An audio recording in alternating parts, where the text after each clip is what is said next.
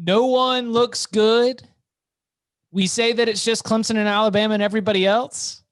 But even with 42-17 victory against a top 10 team, with a lot of things that I come away from it being like, I thought they had a perfect game plan, or at least a very good game plan on offense and defense, both how they were going to negate Miami's pass rush and how they were going to contain Derek King, make Miami's wide receivers beat them. Like a lot of things went right, but there were so many penalties from Clemson.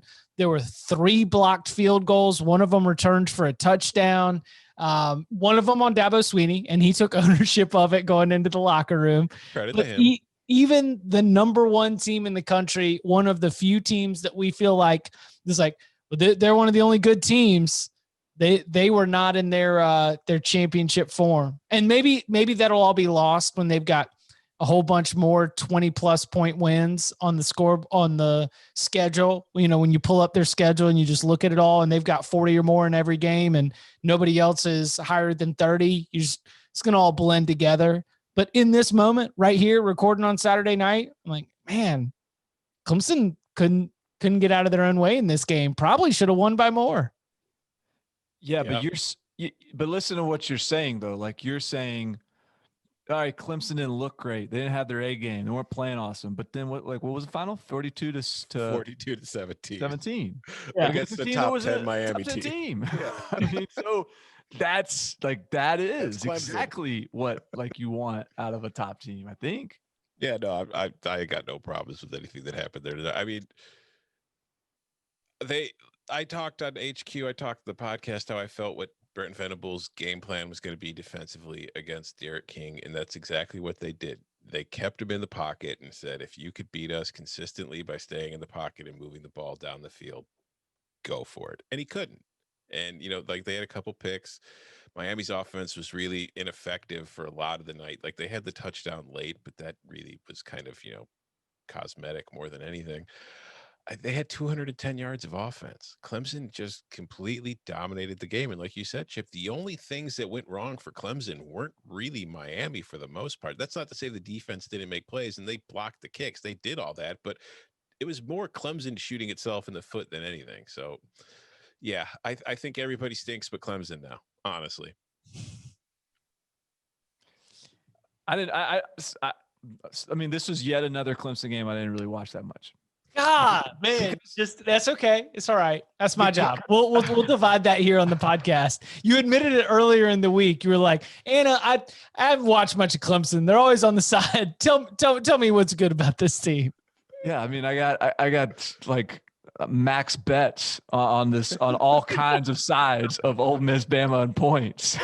And, so I'm not, but they continue to just trudge along and just blow teams out. So they look like a team that's like in neutral, but they're still like they're still a Ferrari compared to some Ford Focuses out there. You know what I mean? It's like even in neutral, they're still blowing teams out of the water. So yeah, by the way, Travis Etienne is 178 yards shy of becoming the ACC's all-time leading rusher. So here's my question: does he get there next week against Georgia Tech, or does he need 2 games?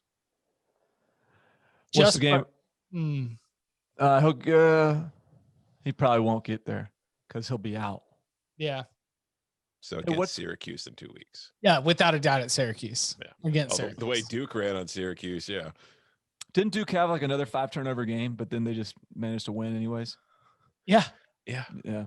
I'd rather not talk about it. So then if we're still high on Clemson and they just pasted one of the top contenders in the ACC, are we of any belief that Notre Dame can mount a better challenge after it let Florida State cover? No, but not because of the Florida State cover, just because I think Notre Dame is probably closer to Miami than it is to Clemson. Yeah. And I'm not saying they're going to beat them, but I do think Notre Dame is better than Clemson. I'm sorry. Whoa. Hold on. No, Coco, we're going to clip that. We are going to put it all over social media. That is not what I meant. I think it is 12:20 a.m. Central Time. The kids got up at 5 a.m. this morning. Okay. So this has been a day, but I think that Notre Dame is better than Miami. That's what I was trying to say. It might not be as flashy all the time, but I think Notre Dame is better than Miami. I think it very well could be. I don't think it's a lot better than Miami. Kyron Williams and Chris Tyree is a fun little 1-2 punch right there. And I still think Kevin Austin, I don't even know if he played today, but he didn't have any catches. And I still think there's a chance maybe once he pops up that he's going to have an opportunity to make some plays on the outside, to getting some of those guys the ball a little more. Braden Lindsey had a touchdown. You know, the tight ends are still really, really good. The offensive line still stacked, and Ian Book is Ian Book, which is good enough sometimes. So I still think that's going to be a tougher challenge. I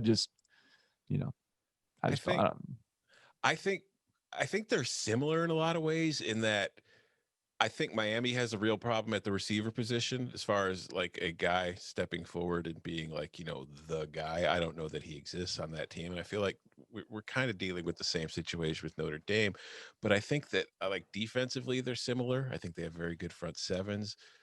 It seemed like every time I watch Clemson, their corners are, sorry, you're just coming to the culmination of your point. I think that Miami's got the edge at quarterback though, because Ian Book just does nothing for me. No, that's true. Every time I did watch the Clemson game, their corners were making plays. And I think that for a team like Miami that's had issues at receiver, for a team like Notre Dame that's not great at receiver, you got to be able to beat those guys. And they seem to be stepping their game up.